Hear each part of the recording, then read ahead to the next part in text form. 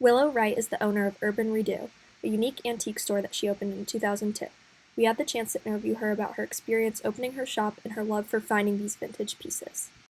So my parents were an artist and a contractor, and we always had really interesting architectural details and antiques in our house. And so when I had my midlife crisis and decided to open a shop of my own, I decided that that would be the avenue that felt most comfortable for me to go down.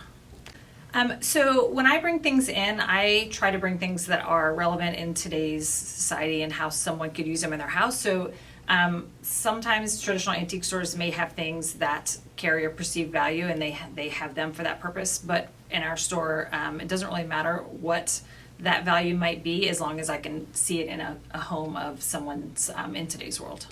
So we source our items in a variety of ways, whether it's going to local estate sales, online auctions, making my kids get out on the side of the road to grab that thing that someone decided they were going to discard. So it really just depends. Whenever I'm out and about, I'm always keeping my eyes open for something to bring in. So the way I curate is, again, I pour over lots of magazines, and I try to keep my eyes on what's trending, and I really try to bring things in that I can see in a particular style of person's home, whether it's mid-century, grand millennial, super traditional.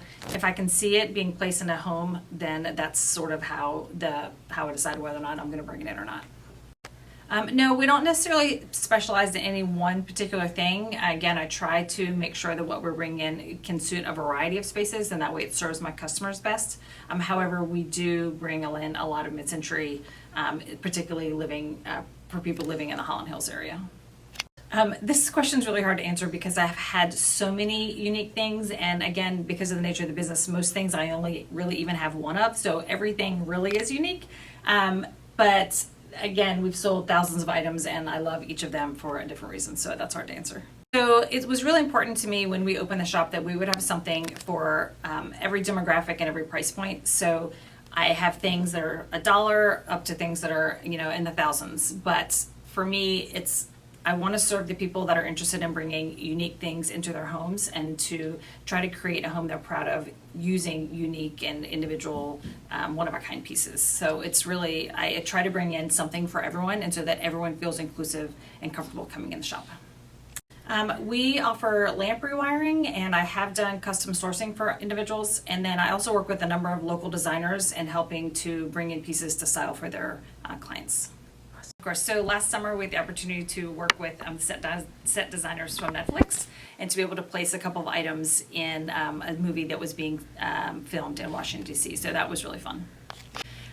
So to stay current, I pour over shelter magazines, home decor. My Instagram is filled with unique spaces of designers that I follow, and I'm always trying to bring in things that are current in today's trends. I think we're seeing a throwback to the 80s and 90s right now in certain ways.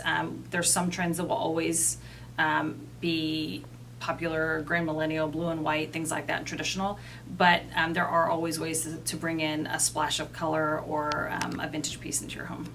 We try to have a good online presence on all the social channels, because I know that's where our customers are spending a lot of their time, and we also serve our customers by listing on Etsy, eBay, and also our own online e-commerce shop.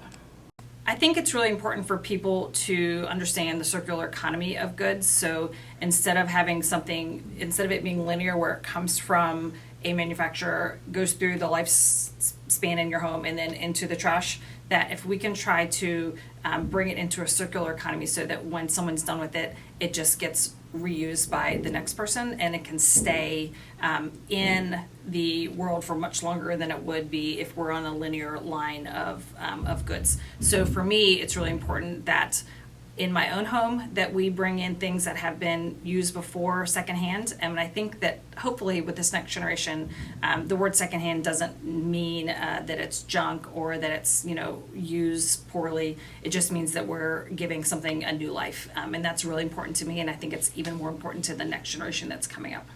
I think that I have one of the best jobs in the world, because I'm able to go out and source things every day. It's always an adventure. I never know where I'm going to end up, and I don't ever know what the next piece is that I'm going to find. So it makes it really exciting, and it gives me an opportunity to bring new things into my customers. And I think that's one thing that's appreciated by them, is that it's never the same day twice. Every time you come in, it's going to be something different.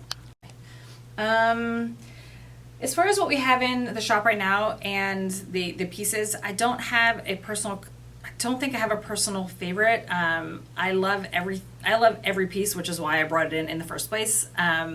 But having said that, there are a few pieces that when I find them, they actually come to my house first. So most of my favorites are actually pieces in my home, and they're things that we can pick up and play with. One of my favorite things is actually a chess set that my son and I play. So I love it all. I really do. One of my most proud moments is actually being mentioned in Martha Stewart magazine. When in my younger days, my friends would call me the urban Martha Stewart. So for me, having now sort of come full circle and that journey has been really fun, and being listed also in Southern Living and again the Netflix situation. So it's just all the experiences have really culminated into us, facing our 6th year in business and being successful.